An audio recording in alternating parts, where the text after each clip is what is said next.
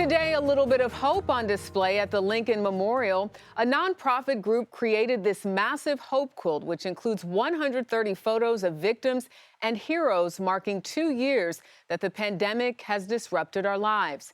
But right now, there are calming signs around us. CBS's Mark Strassmann explains.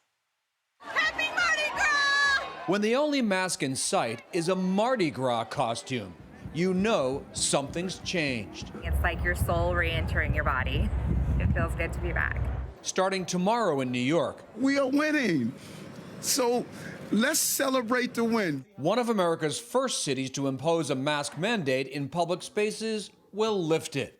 Starting Monday, New Jersey ends mandatory masking in schools. California, Oregon, and Washington State will do the same next week. Only one state, Hawaii, has yet to announce when its mask mandate goes away. For me, just like for you, it feels like 10 years instead of 2 years. The NFL dropped all its COVID protocols, the first major professional sport to do that. That's because COVID cases, hospitalizations, and deaths all down dramatically, and a general sense that finally we've got the virus under control, rather than the other way around. Under the CDC's new metric, more than 90% of Americans live in counties with low or medium COVID risk. And a big reason is vaccinations.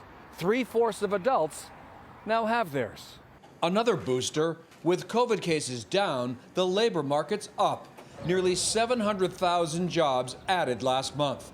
90% of jobs lost during the pandemic have returned. The economy is really going to be booming as we get out of this Omicron wave. But COVID always comes with a caveat. Health officials warn the pandemic is hardly over. As threats go, Omicron may not be the Omega.